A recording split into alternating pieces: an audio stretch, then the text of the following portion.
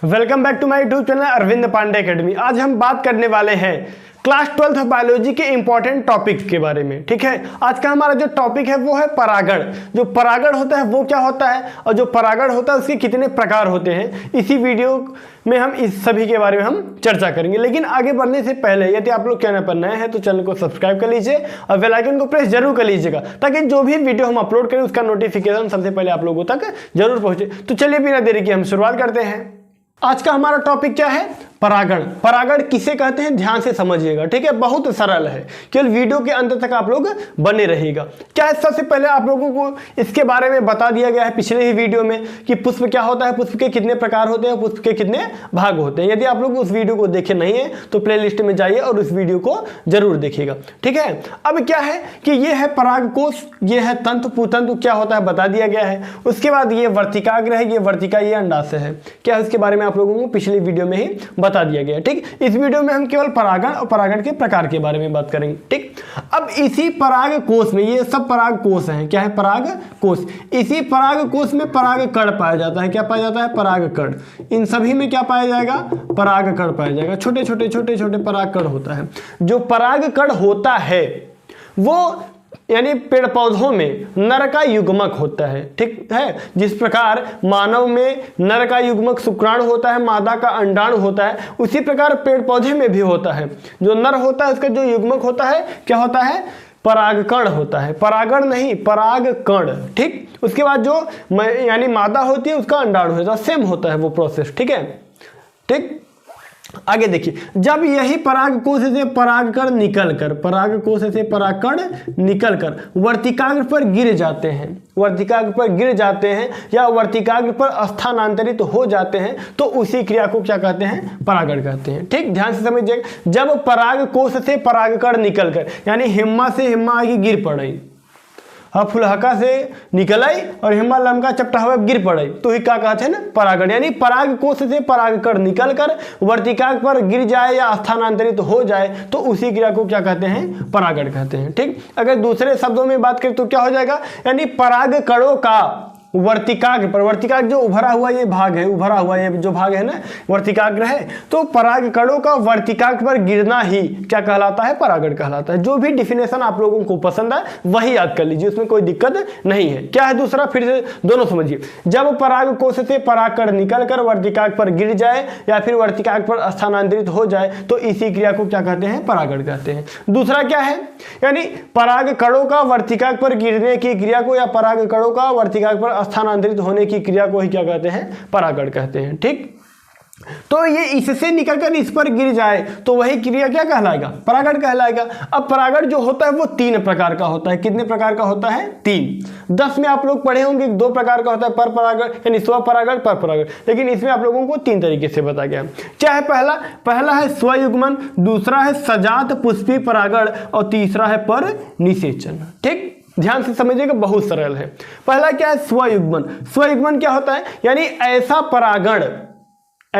परागण जिसमें अब पुष्प, एक ही पुष्प का परागकोश से परागकण निकले और उसी पुष्प के वर्तिकाग्र पर गिर जाए। जैसे इसमें बताया कि एक ही ये पुष्प की संरचना है, उसी पुष्प के परागकोश से परागकण निकले और उसी पुष्प के वर्तिकाग्र पर गिर जाए तो झड़ जाए, तो उसी क्रिया को हम क्या कहेंगे? या उस प्रकार के परागण को हम कहेंगे स्वयुग्मन परागण।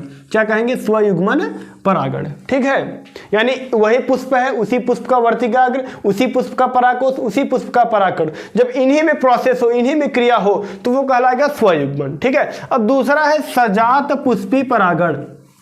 क्या है? सजात पुष्पी परागण। ठीक, ये क्या होता है? यानी ऐसा परागण जिसमें एक पुष्प ये है, मान लीजिए ए नंबर ये हो गया और बी नंबर ये हो गया। ठीक, एक यहां पर मान लीजिए यहां एक क्या है? पुष्प है, बी नंबर। ठीक, बी नंबर है। अब क्या हुआ कि ए नंबर का जो ये परागकण है ये आ जाए बी नंबर के वर्तिकाग्र पर। किस पर आ जाए? बी नंबर के वर्तिकाग्र पर। यानी एक पुष्प ये है और दूसरे पुष्प के वर्तिकाग्र पर, यानी एक पुष्प का वर्तिकाग्र है। ठीक, और इसी पुष्प में क्या है? परागकण है। और दूसरे पुष्प में भी वर्तिकाग्र और परागकण है, लेकिन एक पुष्प का परागकण निकलकर क्या जाए बी वाले पुष्प के वर्तिकाग्र पर गिर जाए या स्थानांतरित हो जाए, तो उस प्रकार के हम परागण को कहते हैं सजात पुष्पी परागण। क्या कहते हैं? सजात पुष्पी परागण। यानी एक पुष्प का परागकण हो और दूसरे पुष्प का वर्तिकाग्र हो, जब उस पर गिर जाए, झट जाए, स्थानांतरित हो जाए, तो उसी क्रिया को हम कहते हैं सजात पुष्पी परागण। ठीक है। अब अगला क्या है? पर निषेचन। अगला क्या है? पर निषेचन। ये मोस्ट इंपॉर्टेंट है। ठीक है। क्या है? यानी ऐसा परागण जिसमें एक पादप का पुष्प हो और एक दूसरे पादप का पुष्प हो। ठीक है।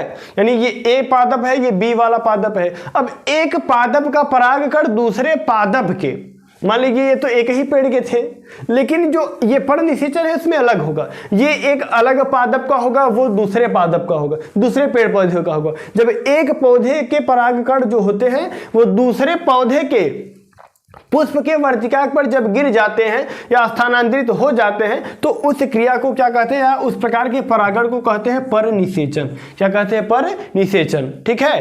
क्या हुआ? ये एक पुष्प है, ठीक, यानी ए पुष्प है और बी पुष्प है। ठीक है। और ये अलग पेड़ का है और बी वाला अलग पेड़ का है। जब ए वाले पेड़ का परागकण बी वाले पेड़ के पुष्प के वर्तिकाग्र पर गिर जाएगा, झड़ जाएगा या फिर स्थानांतरित हो जाएगा, तो उस प्रकार के परागण को हम क्या कहेंगे? परिनिषेचन कहेंगे। इतना मैटर समझ में आया? ठीक। तो ये रहा परागण और परागण के प्रकार। बहुत सरल है और मोस्ट इंपॉर्टेंट भी है। अगले वीडियो में हम बात करेंगे कि जो ये परागकण होता है, ये क्या है? परागकण। क्या है? परागकण है। जो ये झड़ रहा है वो क्या है? परागकण है। ठीक है। ये ध्यान दीजिएगा, कुछ बच्चे में कंफ्यूजन रहता है परागण और परागकण में, तो ये कंफ्यूजन ना होने पाए। ठीक है। ज्यादातर बच्चे बोल देते हैं कि सर ये थोड़ा समझ नहीं पाए, तो ये ध्यान दीजिएगा, ये परागण है, ठीक, और ये जो झड़ रहा है वो परागकण है। ठीक है। ये बात एकदम ध्यान से सुनिएगा। ठीक। अगली वीडियो में हम बात करेंगे कि परागण का व्यास कितना होता है, इसका लंबाई कितना होता है, ये कब बनता है, कब नहीं बनता है, इसके बारे में हम बात करेंगे। ठीक है। तो ये रहा आज का हमारा टॉपिक। यदि वीडियो आप लोगों को पसंद आए तो लाइक करिए, कमेंट करिए कैसा हमारा ये वीडियो लगा। ठीक। और सभी के पास शेयर भी करिए ताकि सबको ये वीडियो जो है वो अच्छे से मिल सके। चलिए मिलेंगे आप लोगों से किसी अगले वीडियो में, तब तक के लिए जय हिंद, वंदे मातरम।